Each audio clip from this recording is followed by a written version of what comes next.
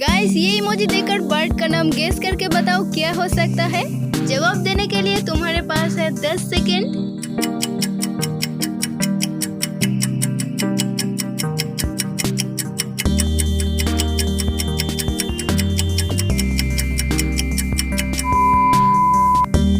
पहला वाला है पी और दूसरा वाला कॉक, तो ये दोनों मिला देने पर बर्ड का नाम हो गया पीकॉक। वीडियो अच्छा लगा तो एक लाइक कर देना एंड ऐसे ही मजेदार वीडियो देखने के लिए चैनल को अभी सब्सक्राइब कर लेना।